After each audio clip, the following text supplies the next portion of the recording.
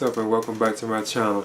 Now today I'm going to be giving a review for the film Halloween Kills. Now this is a sequel to 2018's Halloween, which I have right here on 4K Blu-ray, and of course we all know that this was a direct sequel to John Carpenter's 1978 Halloween, which is my all-time favorite movie, because this previous Halloween film, this one right here, actually retconned the whole series, so like none of the sequels in the series happen at all, just only the original John Carpenter film. So Halloween Kills is actually a direct sequel to this one, which was actually after the events of the original John Carpenter film.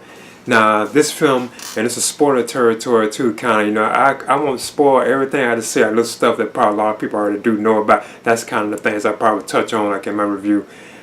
This film does pick up after the events of Halloween from 2018, and we all know that Laurie Strode had Michael Myers trapped in her house, and she had set the house on fire, But Michael Myers escaped, so that's what this film is dealing with, the idea of what the aftermath of him escaping and continuing to go around, had to feel like killing more people and so on. So it is like a pretty entertaining film, and it is actually much better than I thought it would be. Now I was kind of already expecting that I would enjoy it more than the Halloween from 2018. I just kind of, because I can kind of see what the director David Gordon Green, where he was actually taking the franchise in, so I know to kind of be prepared and even like to lower my expectations for this particular sequel. And it turns out I was kind of excited and I was satisfied with the film overall. And like I said, I'm surprised. It seems like I really did enjoy it more than I did this. I really did thought this was a pretty solid Halloween film. And I must admit, this is kind of a spoiler too, but there really are some serious kills in this film. From my opinion, it does live up to the actual title of the film being called Halloween Kills. Like Michael Myers kills like tons of people, I just leave it at that, but it is like a lot of killing in the film. Now you do have Jamie Lee Curtis, who returns to like the role of like Laurie Strode and so on. Now I must admit, and everybody already kind of knew about this too as well, her role in this film is kind of like limited, so she's kind of mostly in the hospital for like throughout most of the film, but everybody kind of already knew that. Then you also have James Hugh Corden, who returns to the role of Michael Myers, like the age of Michael Myers, you could say. And I think he does a good job, like in his role as Michael Myers. I thought it was awesome. Like, even the way Michael looks in this film, from my opinion, looks very. The Michael Myers in this film does look just how he kind of did, like on like the 1978 original film. The look of him, I thought he did a good job with like the lighting and the style, the way he moves and so on. It does seem like this is like an age like Michael Myers from 1978. And another thing too that most people are talking about too is like the actual flashback in the film, where the film flashbacks to like the events of 1978. That was handled very well. Like we get to see like the events of Halloween, to a certain extent play out. And I thought they did a good job on the way like Michael Myers looked at himself in those particular moments. And even like the Dr. Loomis that they have in this film too that showed up in those moments, I couldn't believe. I'm betting that they did some kind of CGI effects for that character, because he really does look like Donald Pleasence. So I'm kind of curious about that. Now you also have Judy Greer, who returns as Karen Nelson, and she's actually Laura's daughter, Then you also have Andy Matichak, who plays Allison Nelson. They return too as well. She plays like the granddaughter of like Laurie Strode.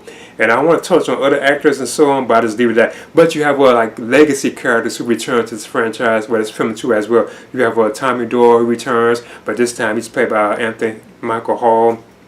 Then you also have the character of Lonnie Elam, who's played by Robert Longstreet. So they actually have like a different actually, he plays when he's like a young boy, but you have like a different actor who plays him when he's actually older. So he does return too as well. You have Lindsay Wallace returns. Now she's actually played by Kyle Richards, the same girl that played her in the original 7/8 film. Then you also have Brackett too, like Lee Brackett. He returns, and Charles Cyphers portrays him too as well. He's like, at this point, I think he's like a security guard, but he does return to the film too as well. And then you have Marion Chambers, who returns too as well, because she kind of returned in some of the other films too that no longer exist, that were like retcon, like Halloween 2 from 1981 and Halloween H2O. She was like in those films too. She also returns in this film too as well as Marion Chambers. But like I said, I don't want to get into everybody too much, because I don't want to spoil. But the film itself is about like the aftermath of Michael Myers continuing to go on, like his killing spree, like killing more and more victims, and then the town of Haddonfield is actually turning against him too as well. So they all are out after him, trying to like stop him, catch him if they can. So it's kind of cool. Now at times it does seem kind of like, the idea that he killed only like a few victims like on the first one, but then like this new massacre that he did from the 2018 film. there, when you look at it like that, you can see why the whole time it's like really after like Michael Myers trying to stop him, you know. And there's like other things going on in the film too, but I don't want to get into it because it's kind of like a spoiler. And don't forget, there's also like a third film known as Halloween Ends, which actually would complete this new trilogy of films, like, or yeah, I guess you could say quadrilogy, because they are connected into like the first film. And Halloween Ends, that's what it would be titled, would be scheduled for release next year, because I think they're supposed to start filming at the beginning of next year. I think like January or February, if I'm not mistaken. It's supposed to be released next year, because it would have been this year when Halloween Ends would have been out, but the COVID-19, the coronavirus situation, had delayed these two films. So yeah. And I like that it does like end like this is spoiler too, like on the cliffhanger too. And I thought that was awesome too, like the way they ended the film. But some of the kills in the film were like very like creative and awesome. You know, it's kind of like a Friday the 13th film to like a certain extent. I thought the music of the film was pretty good too as well. And there are other things too that was going on in the film. I was wondering why they did this or why they did that. You know, why they didn't take it further than they did. But you know, it was okay. But the kills that like Michael does is that they are brutal. He does like some brutal murders in this film. It's awesome. Like I say, I really did enjoy it much more than I thought it would. And you could tell there were certain things kind of left unfinished. You know, when he did kill a particular person, you like can't help but wonder where they return for the next one. You know, because the way it ended. You know, and so on.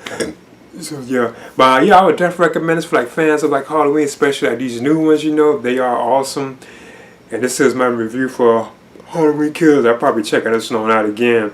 Like I said, I didn't spoil it too much. I did leave a lot of things kind of closed up. So I'm giving this like a B-. I kind of want to give it a B, but I just leave it at a B-. And it was awesome. Like I said, I really did enjoy it. It was cool. And like I said, I definitely do believe it was much better than this.